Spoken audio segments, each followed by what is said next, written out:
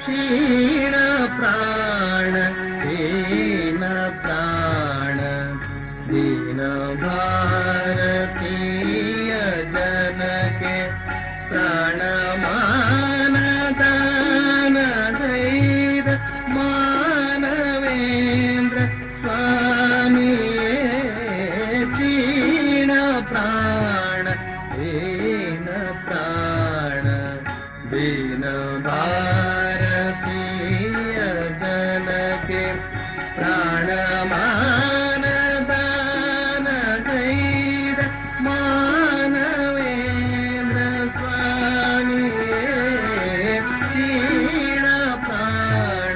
ದೀನ ಪ್ರಾಣ ದೀನ ಭಾರತೀಯ ಜನಕ್ಕೆ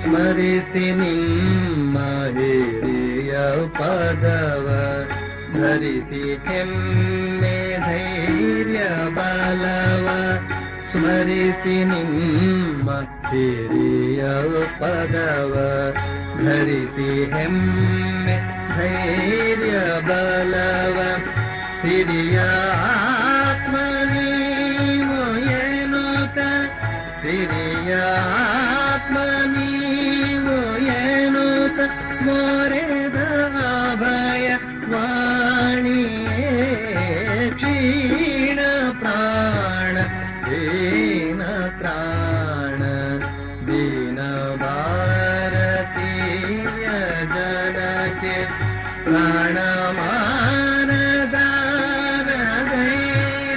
ಮಾನವೇಂದ್ರ ಸ್ವಾಮಿಯೇ ದೀನ ಪ್ರಾಣ ದೀನ ಪ್ರಾಣ ದೀನ ಭಾರತೀಯ ಜನಕ್ಕೆ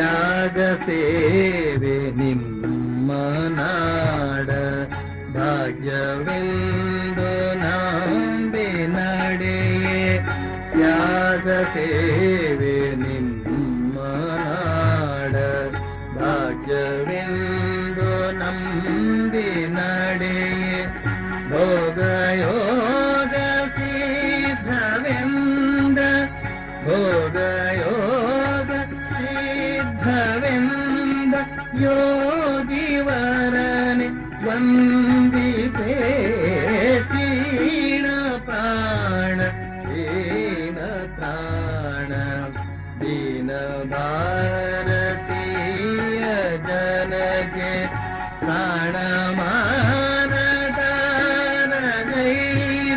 ಮಾನವೇಂದ್ರ ಸ್ವಾಮಿಯೇ ಕ್ಷೀಣ ಪ್ರಾಣ ದೀನ ಪ್ರಾಣ ದೀನ ಭಾರತೀಯ ಜನಕ್ಕೆ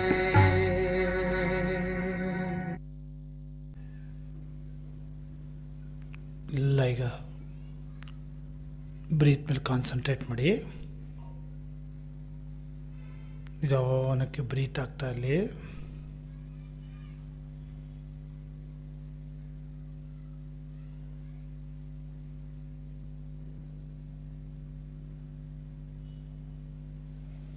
ಸ್ಲೋ ಆಗಿ ಬ್ರೀತ್ ಮಾಡಿ.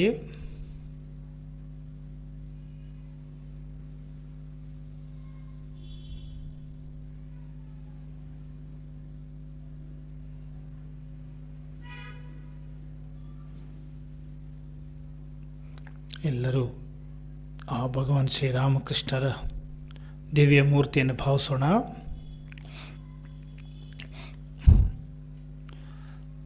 ಈಗ ನಿಮ್ಮೆಲ್ಲರ ಇವತ್ತು ನೀವೆಲ್ಲರೂ ಮನಸ್ಸಲ್ಲಿ ಜಪ ಹೇಳ್ಕೋಬೇಕು. ನಾಮ ಜಪನ ಹೇಳೋವಾಗ ನಾನು ಹೇಳ್ತಾ ಇರೋದನ್ನ ಕೇಳಿಸ್ಕೊಂಡು ಒಂದೊಂದು ಹೇಳಿದಾಗ್ಲೂ ಆ ಒಂದೊಂದು ಅಕ್ಷರನೂ ನೀವು ಭಾವಿಸ್ಬೇಕು. ಓಂ ಅಂತೇಳಿದ್ರೆ ಓಮನ್ ಅದನ್ನು ಕಣ್ಮುಂದೆ ಬರೋಂಗಾಗಬೇಕು. ನಮೋ ಅಂದ ತಕ್ಷಣ ಆ ನಮೋ ಅಕ್ಷರ ಬಂದಿರಬೇಕು. ರಾಮಕೃಷ್ಣಾಯ ಅಂತ ಬರುತ್ತೆ, ಅದು ಹಂಗೆ ಬರಬೇಕು. ಭಗವತೆ ಅಂದರೆ ಭಗವತೆ ಬಂದಿರಬೇಕು. ಹೀಗೆ ನಿಮ್ಮ ಕಣ್ಮುಂದೆ ಅಕ್ಷರ ಆ ಒಂದೊಂದು ಪದಗಳು ಪಾಸ್ ಆಗ್ತಾ ಇರಬೇಕು. ನಿಮ್ಮ ಕಾನ್ಸಂಟ್ರೇಷನು ಅದ್ರ ಮೇಲೇ ಇರಬೇಕು. ಒಂದೂ ಮಿಸ್ ಆಗಬಾರ್ದು. ಕರೆಕ್ಟಾಗಿ ಅದ್ರ ಮೇಲೇ ಹೋಗ್ತಾ ಇರಬೇಕು. ನಾನು ಹೇಳ್ತಾ ಇರೋಂಗೂ ನಿಮ್ಮ ಮನಸ್ಸು ಅಲ್ಲೇ ಇರಬೇಕು.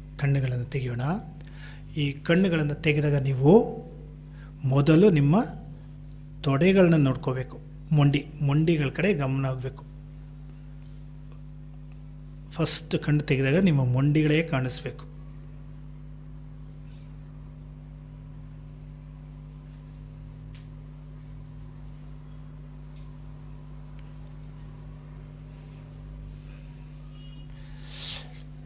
ಈಗ ನೋಡಿ, ನೀವೆಲ್ಲ ಕಣ್ಣು ಬಿಟ್ಟಿರ್ತೀರಲ್ಲ, ಆ ಬ್ರೈಟ್ನೆಸ್ ಫೀಲ್ ಆಗಬೇಕು. ಏನೋ ಒಂಥರ ಬ್ರೈಟಾಗಿ ಕಣ್ಣು ಮುಂದೆ. ಇಷ್ಟೊತ್ತು ಕತ್ತಲಲ್ಲಿ ಇದ್ದಾಗ ಬೆಳಕಿಗೆ ಬಂದಾಗ ಫೀಲ್ ಆಗುತ್ತಲ್ಲ, ಅದು ಫೀಲ್ ಆಗಿರುತ್ತೆ. ಈಗ ನಮ್ಮ ಮುಂದಿನ ಸೆಷನ್ ನಮ್ಮ ನೀತಿ ಕಥೆ ಸೆಷನ್. ಇವತ್ತು ನಮ್ಮ ಮುಂದೆ ಅಮೂಲ್ಯ ನೀತಿ ಕಥೆ ಹೇಳೋದಕ್ಕೆ ರೆಡಿಯಾಗಿದ್ದಾಳೆ.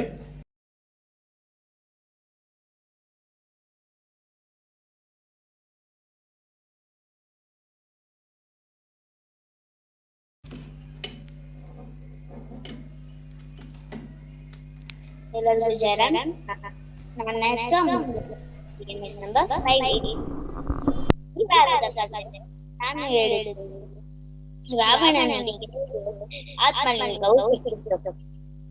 ಒಂದು ಸಲ ರಾವಣನ ತಾಯಿ ಆತ್ಮಲಿಂಗಕ್ಕೆ ಅದಕ್ಕೆ ರಾವಣನು ಆತ್ಮೀಯತೆಯನ್ನು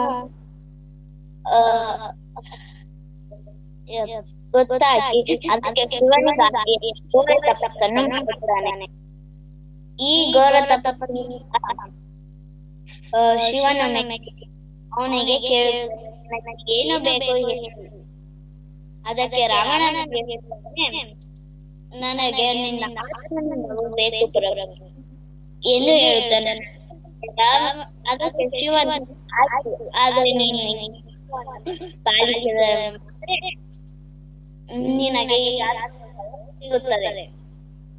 ಅದೇನು ಹೇಳಿ ಪ್ರಭು ಆ ನಿಯಮವೆಂದರೆ ಆತ್ಮಲಿಂಗವನ್ನು ಕೆಳಗಿಟ್ಟರೆ ಇದು ಮೇಲೆ ಬರುವುದಿಲ್ಲ ಎಂದು ಹೇಳುತ್ತಾನೆ. ಅದಕ್ಕೆ ರಾವಣನು ಆಯ್ತು ಪ್ರಭು, ನಾನು ಇದನ್ನು ಕೆಳಗಿಡುವುದಿಲ್ಲ ಎಂದು ಹೇಳುತ್ತಾನೆ. ಅವನು ಸಂಧ್ಯಾ ಹೋಗುತ್ತಾನೆ.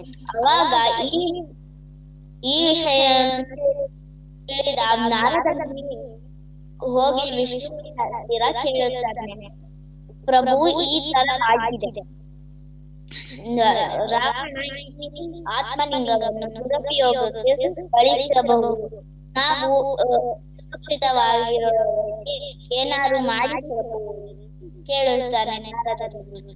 ಅದಕ್ಕೆ ವಿಷ್ಣು ಹೋಗಿ ಪಾರ್ವತಿ ಹತ್ರ ಕೇಳುತ್ತಾಳೆ, ಪಾರ್ವತಿ ದೇವಿ ಈ ತರ ಆಗಿದೆ, ನೀನು ಏನು ಮಾಡುವುದಿಲ್ಲ, ಅದರಲ್ಲಿ ಬ್ರಹ್ಮಾಂಡವನ್ನು ನಿಮ್ಮ ಕೈ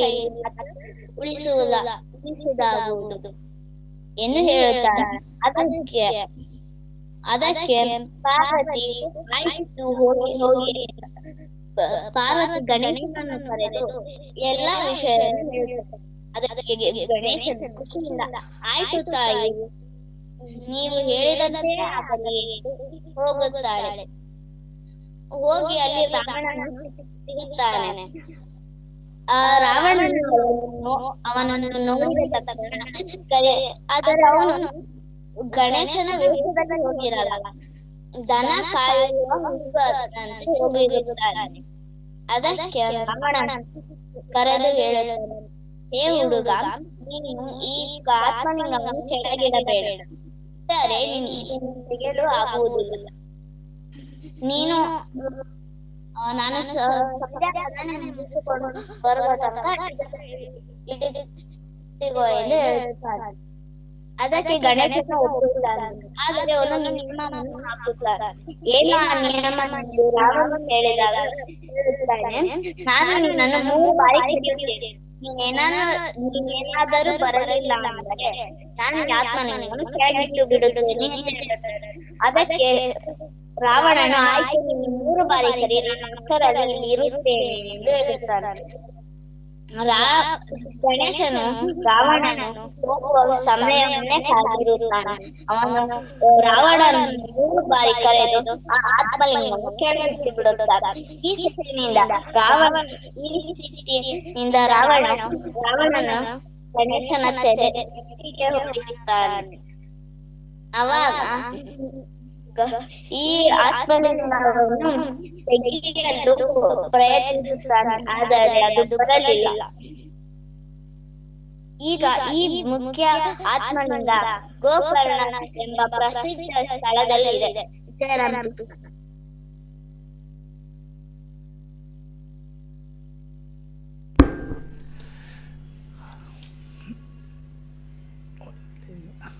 ಜಯರಾಮ್ ಕೃಷ್ಣ ಅಮೂಲ್ಯ ಒಂದು ಭೂ ಕೈಲಾಸದ ಕಥೆನ ತುಂಬ ಸಂಕ್ಷಿಪ್ತವಾಗಿ, ದೊಡ್ಡ ಲೆಂಗ್ತಿ ಕಥೆನ ಸಂಕ್ಷಿಪ್ತವಾಗಿ ಹೇಳಿದೆಯಾ? ಹೌದು. ಶಿವ ಏಕೆಂದರೆ ಹೇಗೂ ಮುಂದಿನ ವಾರ ಶಿವರಾತ್ರಿ ಇದೆ, ಅದಕ್ಕೆ ಶಿವನ ಒಂದು ಕುರಿತಾದ ಒಂದು ಕಥೆನೇ ಅಮೂಲ್ಯ ನಮ್ಮೊಂದಿಗೆ ಹಂಚಿಕೊಂಡಿದ್ದಾಳೆ. ಈ ಕಥೆಯಲ್ಲಿ ಹಾಗೆಯೇ ಶಿವ ಎಷ್ಟು ಮಟ್ಟಕ್ಕೆ ಅವನು ಭಕ್ತಾಧೀನ ಅನ್ನೋದಕ್ಕೆ ತನ್ನ ಆತ್ಮಲಿಂಗವನ್ನೇ ಕೊಡೋದಕ್ಕೂ ಸಿದ್ಧನಿರ್ತಾನೆ. ಆ ಥರ ಶಿವನನ್ನು ಹಾಗೆ ಹೇಳೋದು. ಅದಕ್ಕೆ ಶಿವನ ಏನು ಪ್ರಾರ್ಥಿಸಿದ್ರೂ ಅವನು ಇಮಿಡಿಯೇಟಾಗಿ ಅದಕ್ಕೆ ರಿಯಾಕ್ಟ್ ಮಾಡ್ತಾನೆ ಶಿವ ಅನ್ನೋದನ್ನು ಆ ಒಂದು ಅಂಶ ಅಂತ. ಆದರೆ ಕೆಲವು ಸಮಯದಲ್ಲಿ ಅವನು ಕೊಡುವಂಥ ವರಗಳು ಈ ಥರ ಆಗುತ್ತೆ, ಅದಕ್ಕೆ ತಕ್ಕಂತೆ ಬೇರೆ ಎಲ್ಲ ವ್ಯವಸ್ಥೆ ಇರುತ್ತೆ ಅನ್ನೋದಕ್ಕೆ ಈ ಒಂದು ಕಥೆಯಲ್ಲಿ ತುಂಬ ಸುಂದರವಾಗಿ ನಮಗೆ ಆ ಒಂದು ಗೋಕರ್ಣದ ಮಹಿಮೆಯ ಕಥೆನ ಅಮೂಲ್ಯ ಹೇಳಿದಲ್ಲಿ ಅಮೂಲ್ಯಗೆ ಮಕ್ಕಳ ಸಂಘದ ಎಲ್ಲರ ಪರವಾಗಿ ಧನ್ಯವಾದಗಳನ್ನ ತಿಳಿಸೋಣ.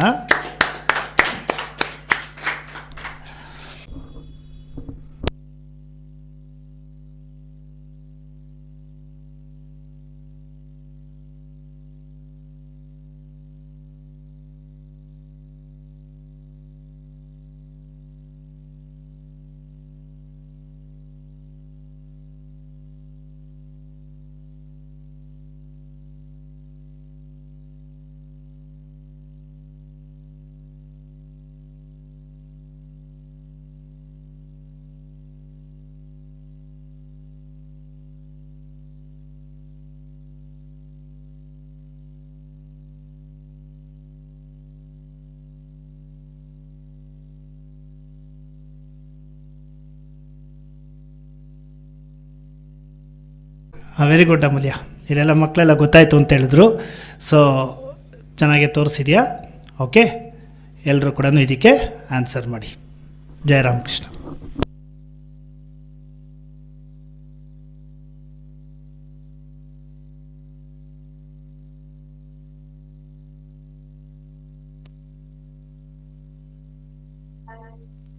ಜಯರಾಮ್ ಕೃಷ್ಣ ಸರ್. ಜಯರಾಮ್ ಕೃಷ್ಣ ಸರ್.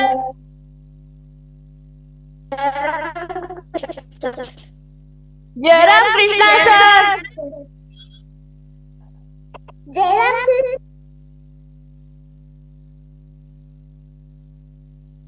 ಜಯರಾಮ್ ಕೃಷ್ಣ.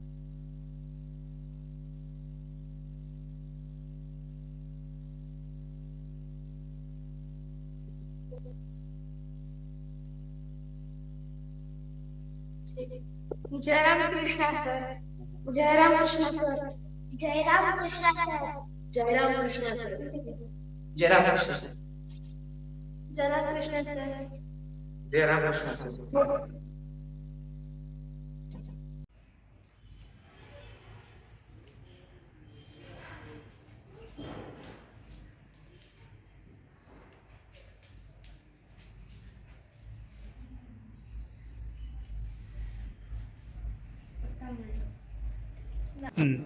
ಈಗ ಉತ್ತಮ್ ಹೋಗಿ ಹುಡುಕು. ಅವರಲ್ಲಿ ಯಾರು ಶ್ರೀರಾಮಕೃಷ್ಣ, ಯಾರ ಹೆಸರಲ್ಲಿ ಯಾರ ಕೈಯಲ್ಲಿ ಶ್ರೀರಾಮಕೃಷ್ಣ ಇದೆ? ಹತ್ರ ಹೋಗಿ ನೋಡು.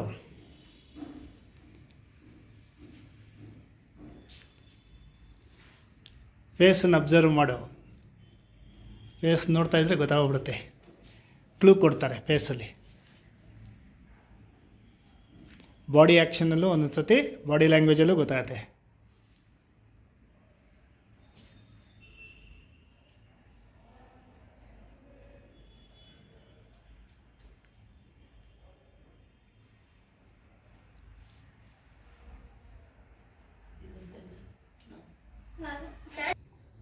ಎಸ್ ಲವಿತ್. ಶ್ರೀರಾಮಕೃಷ್ಣರು ಯಾರು ಅಂತ ಹುಡುಕೋದು. ಯಾರ ಕೈಯಲ್ಲಿ ಶ್ರೀರಾಮಕೃಷ್ಣರ ಹೆಸರಿದೆ ಹುಡುಕು.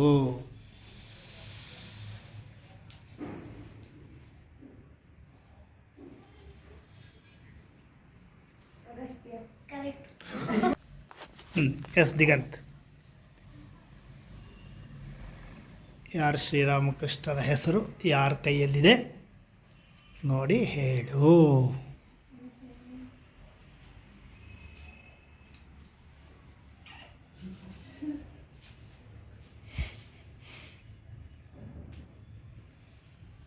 ಒಬ್ಬರೇನ್ಕ ನನ್ನ ಹತ್ರ ಇಲ್ಲ ಅನ್ನೋ ಕ್ಲೂ ಕೊಟ್ಬಿಟ್ರು. ಈಸಿಯಾಗಿ ಕೊಟ್ಬಿಟ್ರು ನನ್ನ ಹತ್ರ ಇಲ್ಲ ಅಂತ.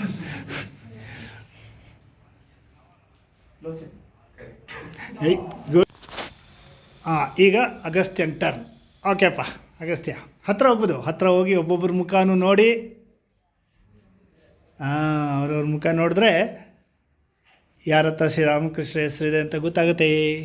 ಮುಖ ನೋಡು, ಬಾಡಿ ಲ್ಯಾಂಗ್ವೇಜನ್ನು ನೋಡು.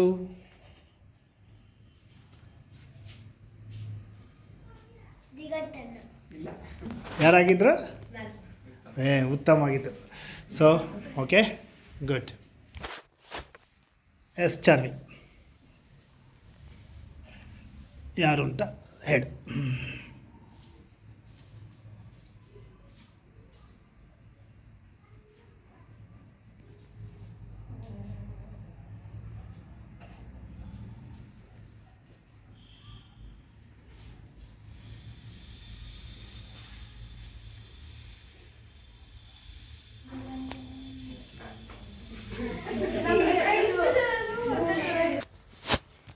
ಎಸ್ ಲೋಚನ್ ಹುಡ್ಕೊ.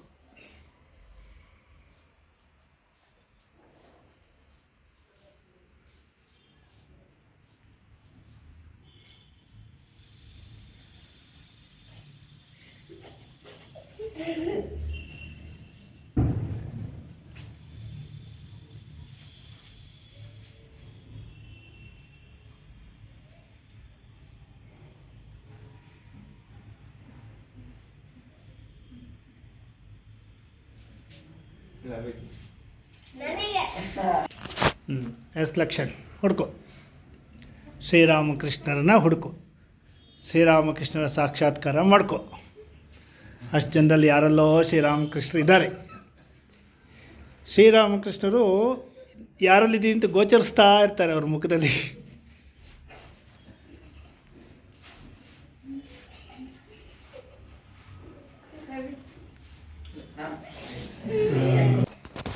ಎಸ್ ಉತ್ತಮ್ ಹುಡುಕು. ತಮ್ಮ ದಿವ್ಯ ದರ್ಶನವನ್ನು ಕೊಡ್ತಾ ಇದ್ದಾರೆ ಶ್ರೀರಾಮಕೃಷ್ಣರು ಅವ್ರ ಮುಖದಲ್ಲಿ. ಯಾರು ಶ್ರೀರಾಮಕೃಷ್ಣರು ಇಟ್ಕೊಂಡಿದ್ದಾರೆ?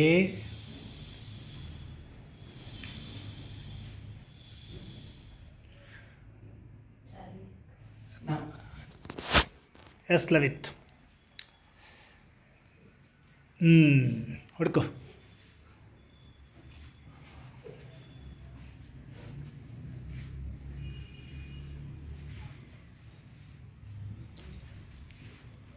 ಮುಖನ ಅಬ್ಸರ್ವ್ ಮಾಡು, ಬಾಡಿ ಲ್ಯಾಂಗ್ವೇಜ್ನ ಅಬ್ಸರ್ವ್ ಮಾಡು.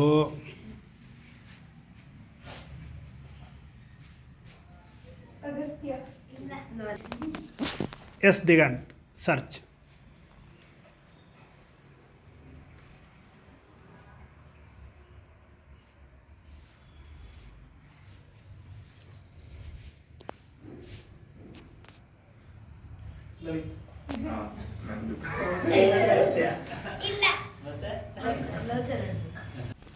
ಹುಡುಕು ಅಗಸ್ತ್ಯ.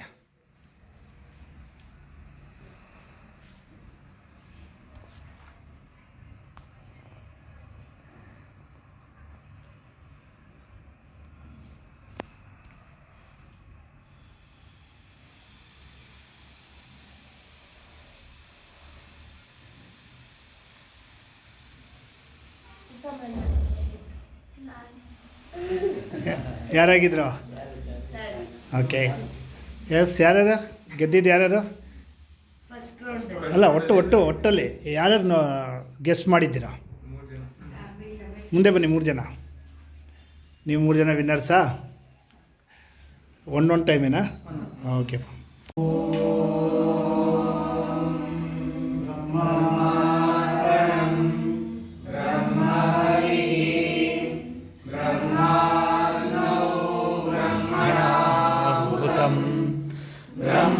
ಬ್ರಹ್ಮೈಕ್ಯತೇನ ಗಂತವ್ಯಂ ಬ್ರಹ್ಮಕರ್ಮ ಸಮಾಧಿನ ಹರಿ ಓಂ. ಏನು ಹೇಳಿದ್ವಿ ಇವತ್ತು? ಯಾವ್ದಾದ್ರು ಒಂದು ಘಟನೆಯನ್ನು ಯಾರಿಂದ? ಸರ್, ಇವತ್ತು